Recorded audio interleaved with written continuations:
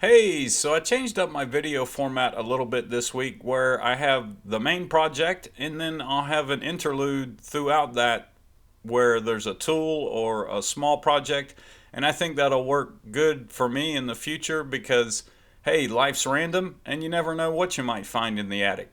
So back whenever I made the control panel for the lathe, I installed the RPM display into the panel, but I never wired it in or mounted the sensor, and so I need to make a mount bracket for the sensor and get it all wired up. I'd like to mount the sensor on the back of the spindle here like I did on my South Bend lathe, but this cover is very tight and form-fitting to the back of the lathe, which is a good thing, but doesn't leave a whole lot of room without doing some serious modification, which I want to stay away from. Modification, that is. Definitely no place for it in here, and not a good environment for electronics, so I zeroed in on this spot. I can make a bracket that fits between the control panel mount and the headstock casting here, and then I just need to figure out where to place the magnet on the lock collars so there's no interference. And as far as modification goes, I think that's about the least impact that I can have on it.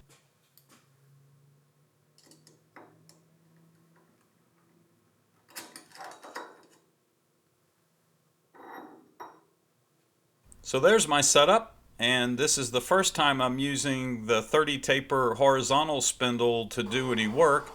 Should definitely be more rigid than the R8 vertical spindle, and this is a much better setup than trying to put that large collar into the vise and have it overhanging several inches.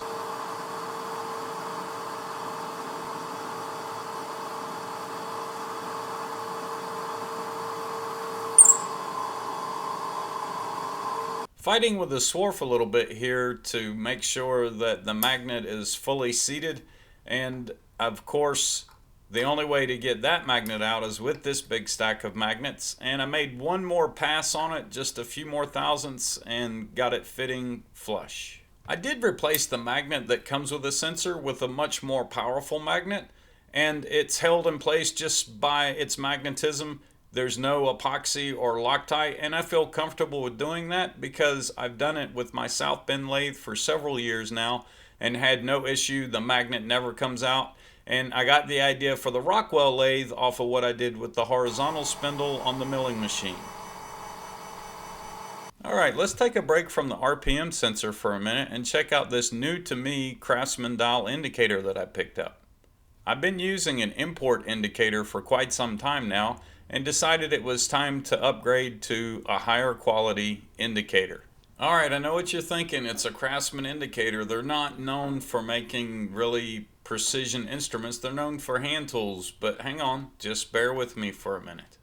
This indicator was made in England, and the best I can determine, it was made somewhere between the late 50s and maybe the early 70s. I'm not quite sure, and possibly made by Mercer in England.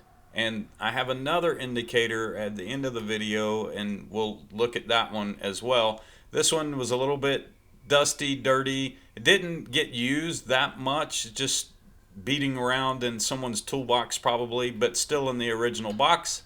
And I took the face off and cleaned it just lightly with a little bit of water and a Q-tip, and you can see the inside of it looks very nice and clean.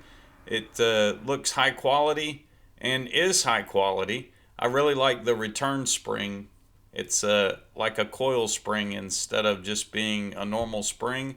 Some nice blue there on the needle, and I really like it.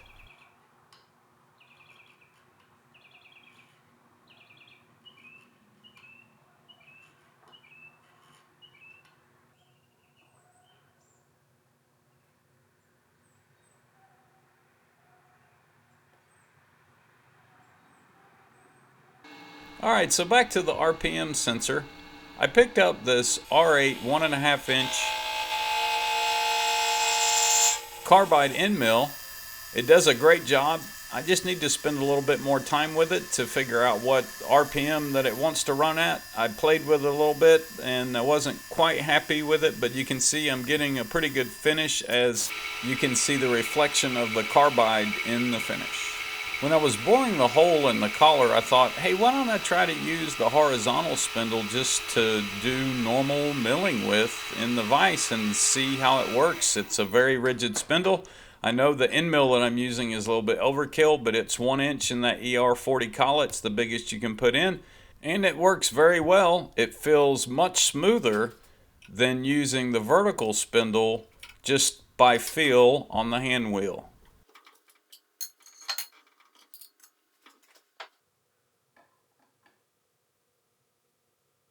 I've got my piece of stock roughed out, and I just need to get it down to final dimension and mark the holes. Hey, I know I've got a little too much overhang sticking out of the vise, but it is just aluminum and I need to make some machinist jacks. I got a great surface finish doing this, and it required very minimal cleanup.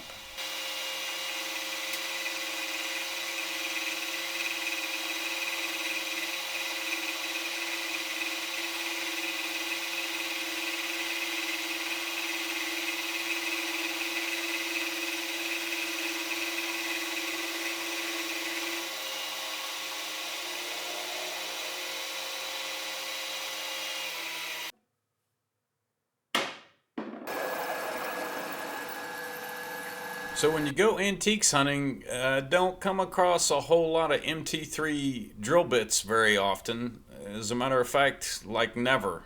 And they looked like great candidates for evaporust, so that's what I did, and just buffed the shanks a little bit. One of them is a standard tool drill bit, and the other one is a Cleveland twist drill. They both still have great edges on them, although I could stand to sharpen them a little bit. And I have a standard tool drill and tap chart.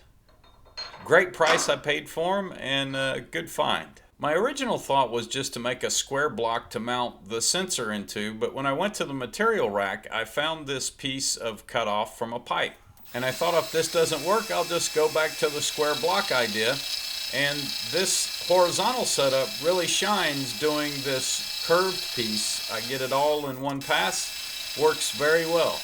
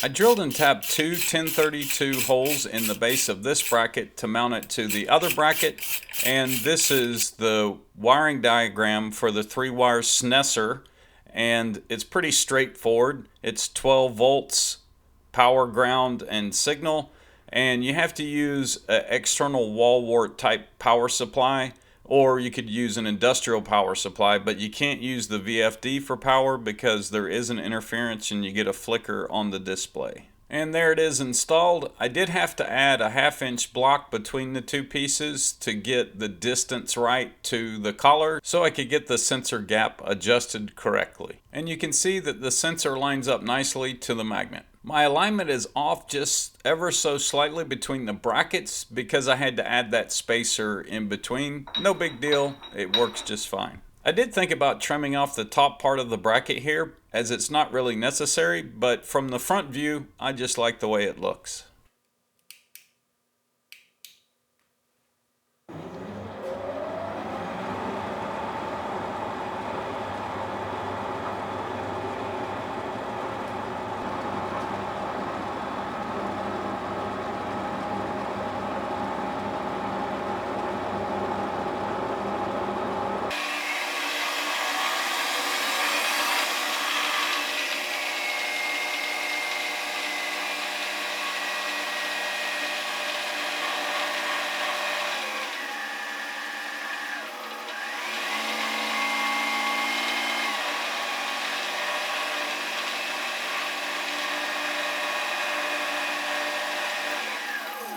I decided I wanted to be able to get a hex and a square out of my ER40 hex collet block that came pre-dinged, as you can see on the ID there.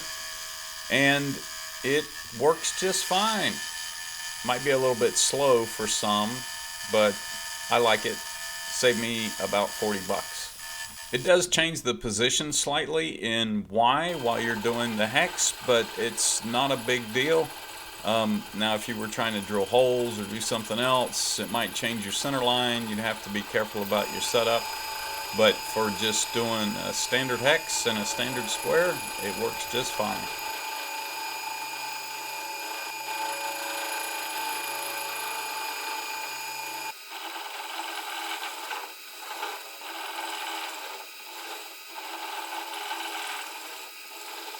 Now this is just a test part. I wasn't shooting for any specific dimension. I just threw it in the vise and did it just so you could see that it works. And the measurement is off by a few thousandths here on the hex, but I think that's mostly due to the operator as I was moving a little bit fast. Back when I made the T-nut for the Rockwell Lathe compound, I didn't spend a lot of time getting the very top surface cleaned up, so I decided to go back and straighten it out and got it down to about 25 thousandths below the top surface of the compound, and I did smooth it out some there. That's not straight from the cutter. In the last video I made this tool tray, and I just wanted to point out how handy it's become. It's kind of central to the walkway, and so things that I'm using frequently are winding up there. Here's the other indicator that I purchased on eBay, and I didn't set out to buy indicators that were made in England, but that's the way it worked out, as they were the most affordable, highest quality indicators that I could find. And guess what? This Scherr Tumico looks almost identical to the Craftsman, just slightly different on the internals there, the spring and the bracket, but pretty much the feel of it, the look of it, the weight of it, everything is spot on. I'm pretty sure it was made by the same manufacturer, which I believe was Mercer.